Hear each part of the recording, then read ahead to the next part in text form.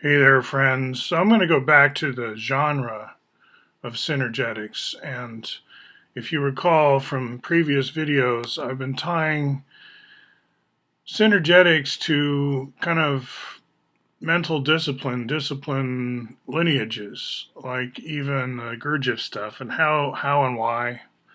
Part of it was Fuller was aware of Ouspensky and sent him an early copy of 4D Time Lock. My source for that is the uh, the art book, the art history book by Linda Dalrymple Henderson, Non-Euclidean Geometry, and the Fourth Dimension tells some of that story. I went looking on the web. Is there anyone besides me? Obviously, there would be who would connect dots between Gurdjieff's agenda and program and the Nietzsche idea of an overman, as Kaufman put it. I always think of the song "We Shall Overcome."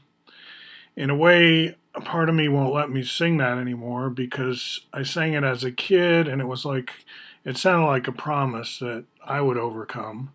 We shall overcome. And, if I haven't overcome by now, I don't think it's going to happen.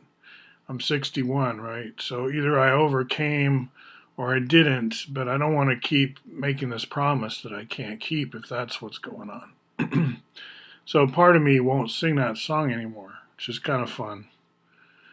Um, anyway, so I've been making the case that part of why the S training guy, Erhard, got interested in Bucky is because of the disciplines, the convergence of disciplines.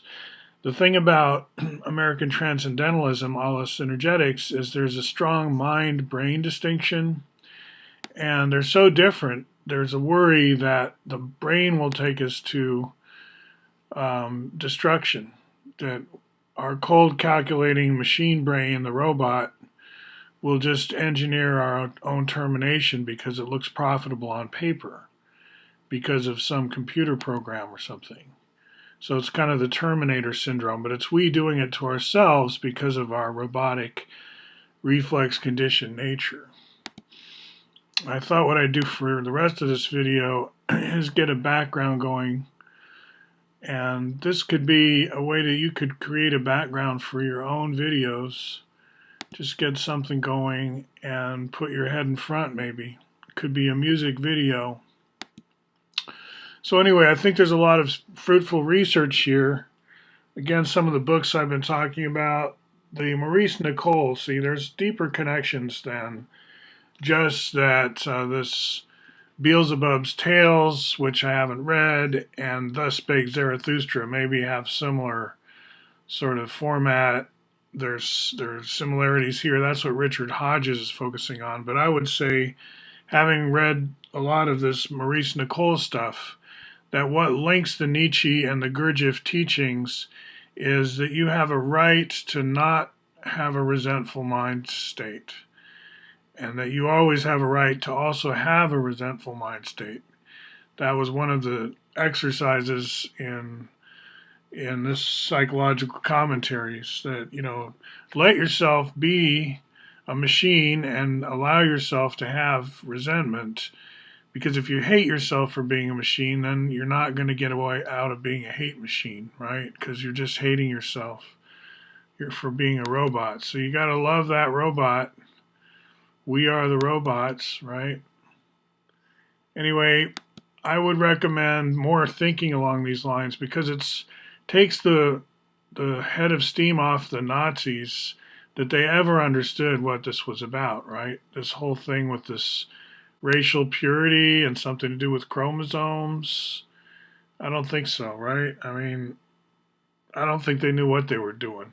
And Nietzsche is very critical of Germans and Germany. You've probably got the wrong idea. If you have sort of a thumbnail history going, you've maybe been fed the myth that Nietzsche was somehow behind the Nazi agenda to create a Superman race, right? That there was some kind of collusion between Friedrich Nietzsche and the uber anti-Semitic Hitlerians.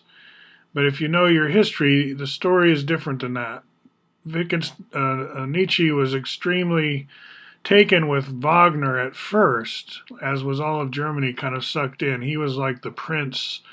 He was like the rock star of the day, turning out music that was getting everyone all patriotic and nationalistic and stuff.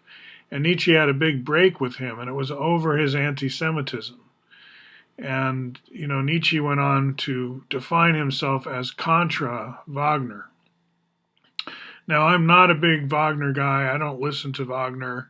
So when it comes to like all the things we could talk about music wise, in terms of musical taste and all that, I encourage you to find a good teacher about all that and tell me who you find.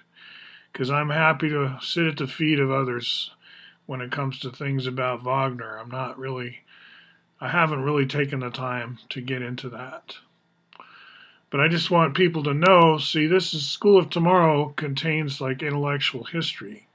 And it's important over here, like we've been talking, if you're new to the channel, we've been talking about The Jew of Linz, which is a book speculating that Wittgenstein, and I do mean Wittgenstein this time, not Nietzsche, was actually some kind of Russian spy. And, you can go back and keep looking for new things to study in history, and I encourage that. So I don't put my foot down and say, "Oh, we shouldn't entertain these notions." Let's follow these threads as far as we want. There's nothing stopping history or science, for that matter, from exploring multiple branches simultaneously. We sometimes feel threatened, I guess, when more than one scientific theory is looking at the same empirical area and thinking different. But that's what I think we should encourage, actually. And what Wittgenstein is talking about in books like this one, On Certainty, is the difference between, you can sort of sense when the propositions are tautological. They kind of belong to the grammar of the language. They're scaffolding. They need to be true in order for the machinery to work.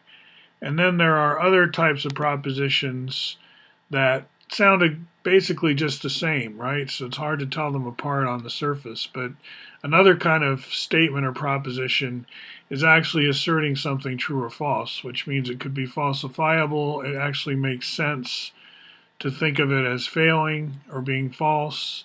So there, you could think of load bearing versus something else, right? You could think of tensegrity, I guess. Compression members could be empirical propositions, and the wires to hyperlinks could be more like tautologies of some kind. Anyway, Wittgenstein sensitizes us to the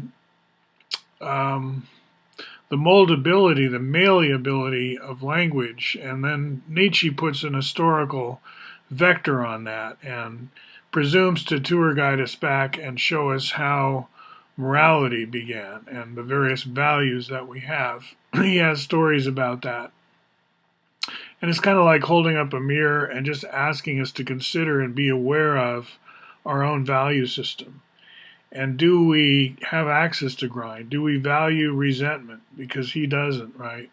Nietzsche doesn't, actually. So I feel like it's not out of bounds as engineers that we would consider such things as ethics and aesthetics, which Wittgenstein tended to equate those two, because aesthetics is part of our job as engineers, as we learn from architecture and so on. It's really just ugly to have a world that doesn't work, and our impulse to fix it, you could always say, is religious, but I think as a matter of just good engineering, we're eager to be part of a successful species. That's kind of innate in our aesthetic as engineers. So, all right, just rambling about how we might want to connect the dots going forward. We'll talk to you more.